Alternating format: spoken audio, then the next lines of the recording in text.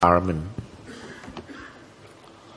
Yeah, so a little bit different kind of talk. Not a lot of bones and guts and glory here. I really didn't know what to do with this when Rami gave me this. He said, what do you want? Or I asked him what he wanted. And we emailed, and he said, well, his thoughts were to manage implant costs. How do we do this when we have these tight fiscal budgets? And I think that's because of Rami's background of running an orthopedic department. And you can do that a number of different ways. You know, single vendor, get a better contract, decrease cost for your implants. And you have a lot of choices with implants. And we can use older, well-known technologies that work perfectly well that cost a lot less than some of the newer technologies. But I had some different thoughts because I come from a different background in private practice in a private clinic. And my thoughts were, how do we manage these tight fiscal times? And we can do that by also increasing income. And we can do that through a number of ways: office efficiencies and OR efficiencies, ancillaries, and then other non-traditional income sources. So I think, again, Rami's perspective from running an orthopedic department, that dollars out might be most important because he may be given a fixed budget. But from my perspective in a private clinic, the dollars in is sometimes more important because it allows me to grow my budget. And my expertise and experience is really in growing the dollars in. So that's the path I decided to take here. And we have a different perspective in the U.S. We have less of a socialized medical system than other countries. So I think some of these things I hope they're interesting to you because we have efficiencies and strategies to increase the dollars that come in.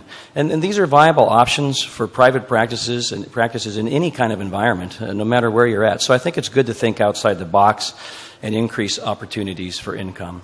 And why do we need that? Why do we have to have efficient practices in 2018? Because healthcare is changing in the U.S., but it's changing globally.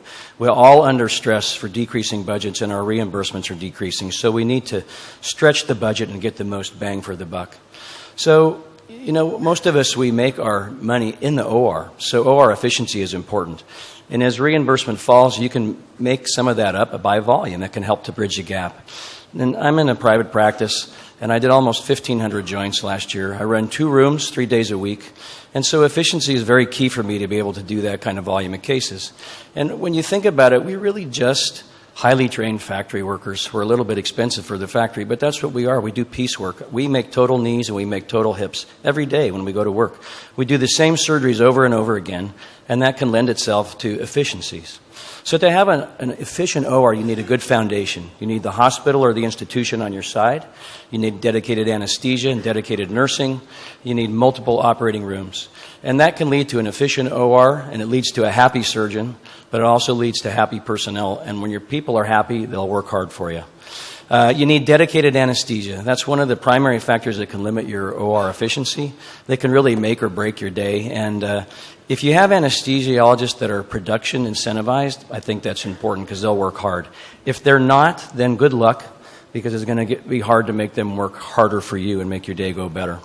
So I use a separate crew for each room when I run 2 rooms, and I utilize nurse anesthetists most of the time. They're usually more efficient than the MDs, actually. We use a long-acting spinal, and patients get excellent relief, but I'm still able to get the patients up the day of surgery, and my nurses will get the patient up at midnight if they have to. This is very important. I think it's imperative to put the spinal in pre-op holding. I think that's probably the most important factor. The anesthesiologist can get started on the spinal ahead of time, so if they have trouble, they have plenty of time to get it in. It allows your other room to be turned over without interference from them, and it doesn't take up costly OR time. Dedicated nursing crew is wonderful. We have just orthopedic teams. They only do orthopedics. The scrub techs are efficient. They know the instrumentation. It makes my day much easier. And we schedule cases on the hour. It keeps the staff busy. Their day goes faster. They're not overworked. They have an hour to get the patient out of the room, get the room clean, get the next patient in. And I run consecutive surgeries scheduled for an hour, and I move to the next surgery after the prior surgery is completed. I don't do concurrent surgeries. That's easier to do if you have residents and fellows, which I don't have. And there are some issues with that in the U.S. currently. I put revisions on at the end of the day because they're longer and they're less predictable, and so it doesn't mess my day up, make patients wait a long time if we happen to have a case that goes long. And when I run multiple rooms, the goal really is to walk from one room to the next, have the patient draped and ready to start the surgery. And it's a bit of a ballet to get it right. It takes some time to learn how to do it, but it can work quite well. I don't know if my videos will work today. Let's see if we can get that to run. So we got 2 rooms running here, and so patient's out. I'm going to the other room, and we're starting in the other room. They continue to work in the other room, and most importantly, what they do here is they've got the spinal going in outside as we continue to work in this room, and eventually, I'm done with that surgery. They've continued to work over here. I've got the room cleaned up, the patient's in the room, and about the time I finally walk down to the other room and ready to go in, they should be just about ready. And, whoops, I stopped that one. Anyway, as I walk in, they'll be ready for me and we can start the case. So it works out very nicely.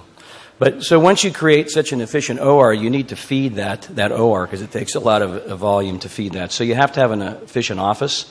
And so my clinic runs every day, even when I'm in the operating room. I have 2 medical assistants, 2.5 PAs. I have a research assistant, and I have a surgical tech. And I always, in my OR, I have 1 PA in one room and a surgical tech in the other. That's all the assistants that I have. My clinic always runs 1 or 2 PAs, even when I'm in the OR. And the physician assistants, they cost money, but they typically pay for themselves and more because they increase the productivity of my practice.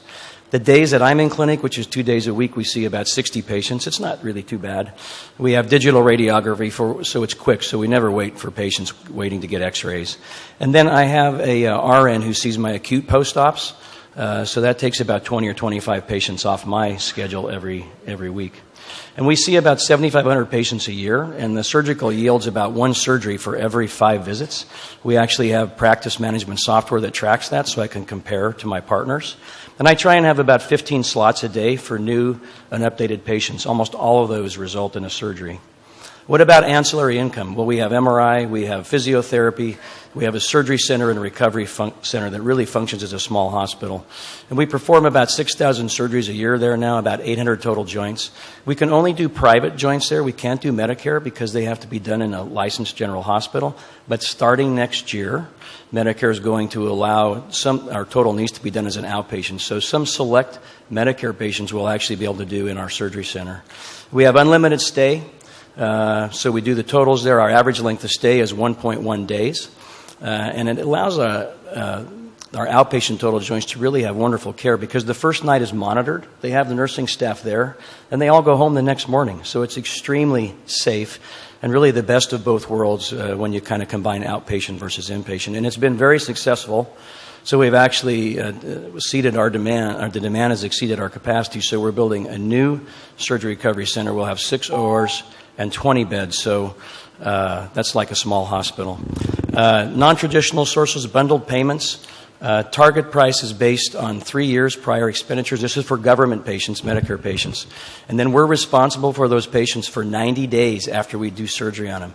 And we save a lot if we don't send them to skilled nursing or acute rehab. But we lose a lot if they have a complication or come back in. So we're very careful.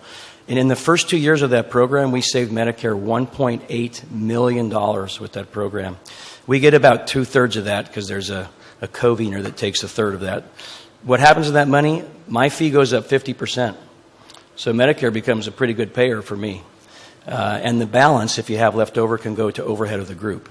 There's other non-traditional sources, gain sharing, where there's a target expenditure set based on previous year's data. This is for the hospital. And surgeons can share in those savings. And that tends to be good for a year or two, but then you have diminishing returns. Implant cost is a major factor. That's usually taken care of in the first year or so. Co-management agreements are where a private entity like my office would help to manage inpatients and staffing at the orthopedic department in the hospital. And if we help them save money, then they'll pay us a management fee based on the budget. And medical tourism is becoming more popular within the U.S. We have medical tourism inside the U.S. So we have big employers, big companies that will actually pick centers in the U.S. and send their patients inside the U.S. to somewhere away from their home, because they can have significant savings, sometimes on the order of up to 50% compared to hospital charges. And we do get foreigners. Canada is popular for us, where I live in Colorado. With their system, many of these patients have to wait a year or more to get a total joint. And if they don't want to and they have the financial means, they come to us and they pay cash for their surgery. So in managing these budgets, if you can improve your income stream with efficiencies and ancillaries that allow increased revenue and these non-traditional sources you can add to the income stream, which really bumps up your budget. You have more dollars in. It bumps up your profit, which is really what's important. And that in these times of tight fiscal policies can help you survive, but also help you to really thrive. Thank you.